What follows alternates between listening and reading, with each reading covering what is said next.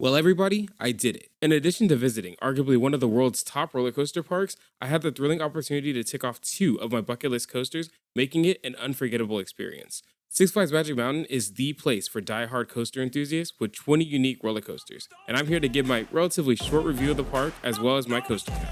My name is Avery, and this is United Coasters. Located 1 hour northwest of Los Angeles in Valencia, California, stands Six Flags Magic Mountain. This park was one of the main venues for the Coaster War decade and holds many record breaking coasters because of that. This includes the first modern vertical looping coaster, the first 4D coaster, and the first coaster to reach 400 feet, just to name a few. Although other parks have gone on to claim these records, Magic Mountain still stands today as a thrill seeker's paradise. Despite the massive amount of rides, this park spans just 209 acres, about 10 acres smaller than my home park of Fiesta, Texas. That being said, this park gets packed virtually every day in the summer months. It's a minor nitpick and an almost unavoidable one at that, but the reason I bring it up now is to tell you that I didn't get a chance to ride every coaster there. Come to think of it, I only had one day to go to this park, and I spent an entire Wednesday from rope drop to park close and only got on 8 roller coasters. With that being said, I aimed for the legacy ones, starting off with Tatsu.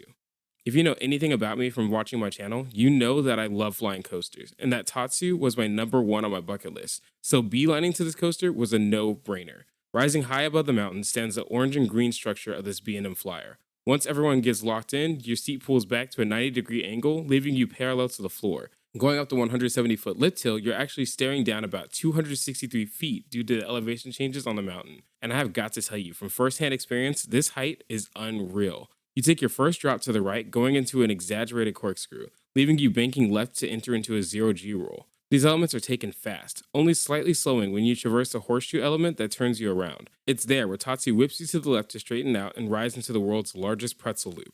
This element is pure insanity, and since you're entering this element at 62 miles per hour, you barely have time to catch your breath before dropping down 124 feet head first. If I wasn't pumped up with adrenaline, this element would have caused me to gray out, because it just sends all the blood to my head as you lay on your back before rising out of the element.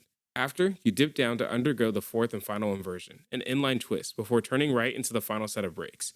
Tatsu simply took my breath away, and I'm so glad it lived up to the hype. I'm also glad that I get to knock this off my bucket list. In terms of seating, this has to be done in the front row. I wasn't even considering the back row because the front row was something I wanted to do since I've known about this coaster. After that, I headed to the back of the park to ride Twisted Colossus, previously ranked as the top coaster by many enthusiasts. These RMC converted pair of coasters definitely did not live up to the hype for me. What I'm considering the primary reason for this is that they didn't duel, and it wasn't like they couldn't because I got footage of it dueling before I got into the park.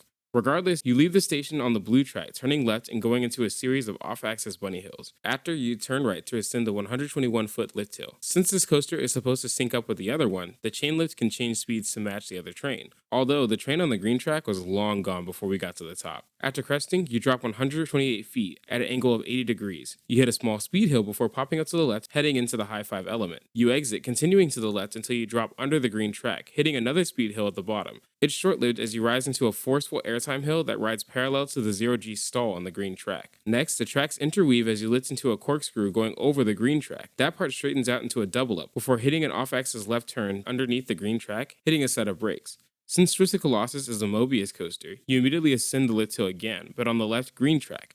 Now, to save you from repeating everything I just said about the blue track, I'll just tell you about the forces on the green track. You still undergo that high five element, but this time you're launched to the right. And instead of the airtime hill, you get to look down at the blue track with a Top Gun stall. It's essentially a vertical stall, but you're parallel with the other coaster when dueling. After hitting the green side double up, you turn left into some more quick hops, ending to the right high above the blue track. Twisted Colossus is a lengthy coaster that gives off some great forces, but I'll think I have to ride this again to get an actual duel experience from it. Oh, and since this is my first time riding a dueling coaster, I'm going to declare this, and for future ones like this, as one coaster for my coaster count. The next coaster I went on was Ninja. This is a suspended coaster made by Aerodynamics and offers one of the greatest views in Magic Mountain. Both its location on the side of the mountain and the majority of the ride being over Jetstream the Flume ride makes Ninja an idyllic coaster. Getting into the swinging trains that resemble boats, you depart going up the 60-foot lift hill before traversing and winding down.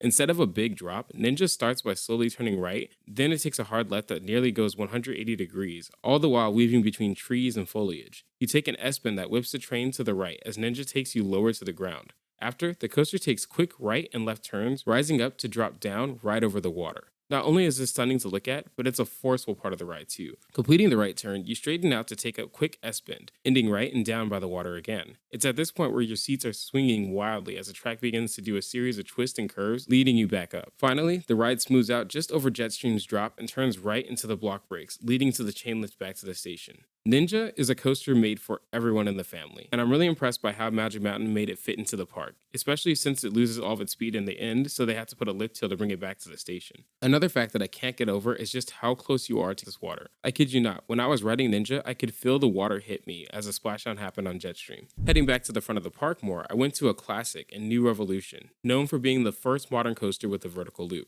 This Schwarzkopf coaster is long, gives out some great forces, and is the poster child on starter extreme coasters for new enthusiasts, both young and old. Right from the start of going up the long lift hill, New Evolution has you surrounded by nature and trees as you ascend. After reaching the top at 113 feet, that picture is short-lived as you slowly push off the lift hill and descend right, rising into a trimmed hill. Yet another slow spot that picks up speed going down and to the left, having you rise up again to undergo another drop through the forest, only to stop you at a set of brakes. It's here where the coaster slowly drops down at a fixed angle into the 90-foot vertical loop. I was amazed that, even though this coaster is 48 years old, the loop was actually smooth. And despite entering that loop with some speed, you do feel negative forces at the top of it. After, New Revolution rises to the left into a drop to the right that offers some airtime for the riders in the back. That quick turn puts you into a tunnel, exiting you into trim brakes that straighten you out to slowly coast you through the loop, dipping down to the right. Next, you lift up, descending left into the final brakes. Again, New Evolution is the perfect coaster for newbies, and I could not recommend it enough. Its seats are relatively comfortable, and considering the amount of brakes that are on this ride, I don't believe riders would be scared of its max speed of 55 miles per hour. It's a little laughable that it's classified as an extreme coaster in relation to the other ones in the same category in the same park, such as the other coaster I rode, Viper. New Evolution looks like a cakewalk compared to this 7-time inverting monster. This aero looper is placed high above the mountain and is definitely showing its age in terms of discomfort.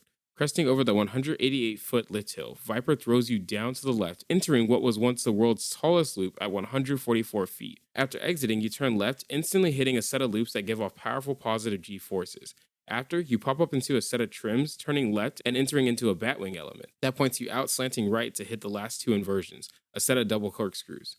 Finally, you straighten out and dip left under the lift hill to hit the final brakes. With its offer of 7 total inversions and pace, you would think that this ride is great, but for me, I see it as yet another coaster plagued by clunky transitions. Viper could be a good ride again, but it just needs some TLC. And if you're planning on riding this, I recommend sitting in the front just to get it over with, or avoiding any wheel seats if you want to have actual thrill and not any discomfort. Okay, I have 3 more coasters to talk about for this massive park, so if you're still there, you probably love coasters as much as I do, and you should consider subscribing. The next coaster I went on was the only wooden one at this park, Apocalypse the Ride. This PTC coaster is pushed so far back in the park, and honestly, it doesn't feel like it should be here at Magic Mountain. I'm saying that in a good way, as in this coaster would be the standout wooden coaster at a small park. Nothing around the area matches the apocalyptic theme, so even that feels kinda isolated. Nevertheless, this coaster could be summed up into one word: fierce. It may be an understatement considering the other coasters in this park, but what they don't have that Apocalypse does is a station flyby, showing off its tremendous speed of 50 miles per hour up close and personal. Starting up the 95-foot chain lift, you begin this non-stop ride by dropping to the left and quickly going right. This coaster then takes a slight dip, giving off some floater airtime, rising to the right, turning you around and dropping down to the left. You undergo 2 bunny hops before rising into a tunnel that leads into a winding section of track. There, Apocalypse straightens out and pops out to fly through the station. After, you immediately drop left through another tunnel and then up to a pair of right and left turns with some pops of airtime throughout, leading you to the final brakes. There isn't that much to the layout after the station flyby, and in my opinion, the ending of Apocalypse is the weakest part. Seeing that it's the only wooden coaster in the park, this vastly overlooked coaster is definitely worth a ride. The penultimate coaster I went on was Full Throttle. This is the one and only Skyrocket 3 model by Premier Rides, and it packs a punch. This coaster launches you to its max speed of 70 miles per hour from the station and straight into the world's tallest loop at a height of 160 feet. And you can feel how tall this loop truly is because you actually get some great hang time at the top of it. After exiting the loop, you bank hard right, rising to the left to undergo a dive loop entering into a tunnel. In there, the ride comes to a halt and you hear onboard audio playing music before you're launched backwards, partially up the dive loop. Halfway up, momentum changes again, and as you descend through the tunnel, the LSMs start launching you forward. You go left, rising up and over the vertical loop, getting a pretty good pop of airtime. After, you take a steep drop into the final brakes. The spectacle of this ride is insane, and I recommend sitting in the front just to get the view at the top of the loop. Despite its length, this was among one of my favorite coasters in the park, and the only thing I wish was different was the removal of the trim brakes on that final drop. Other than that, Full Throttle is a coaster I could totally see myself marathoning. I had to save the craziest and most extreme coaster for last, that being the legendary X2. Standing secluded with its own walkway near the front of the park is the one and only aerodynamics created fourth dimension roller coaster. Just being near this ride is unreal, as it looks like something straight out of Planet Coaster, and is deemed the most intense by a majority of the coaster community. Even by the off-ride POVs, this looks completely unorthodox in terms of a conventional roller coaster, which made me all the more excited to ride it and cross yet another bucket list coaster off my list. X2 has you seated on the outside of the track and begins by leaning you back into a cradle position. You then exit the station backwards to the left and up the 175-foot lift hill facing the sun and the rest of the park. This lift hill is super long, so instead of dreading what I was about to do, I took in the skyline of the park because this place is just amazing. Coming back to my senses, X2 starts by dropping off its lift hill into a tiny dip before taking a big drop of 215 feet at 90 degrees straight down. To add to that, your seat is programmed to move on this ride. So when you take this drop, you're staring down directly at the ground, only to flip headfirst to your back as you're essentially under the track. After that inside Raven turn element, X2 then hits an airtime hill where your seat has you simultaneously doing a backflip. This coaster then turns right, falling then rising into a fly to lie element. This is where the entire coaster of X2 flips to put riders back on top, and the seats move to position you looking at the sky again. As you exit the element, you travel through two towers that blast flames through the air. This doesn't happen on every ride, and I didn't see it as I was walking into the park, so this was really cool when it did it for me, and I can actually feel the heat coming off of these flamethrowers. After that, the ride undergoes an outside Raven turn where your seats sit up a little before laying back as you twist into the last fly to lie element, entering into the final brakes. X2 rides just as intense as it looks. It abandons comfortability for the sake of high thrill. I know that firsthand because by the end part of the ride, I had to flex every muscle in my body just to not black out.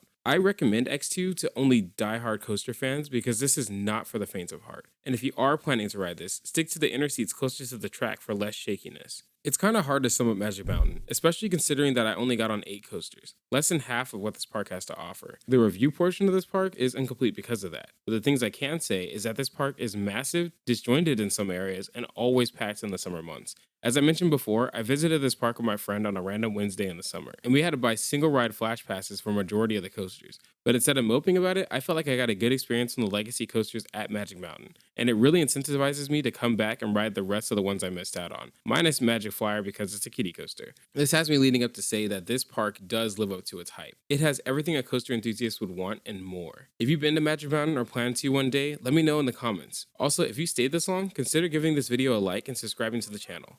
Lastly, I just want to say thank you for watching, and remember to stay united.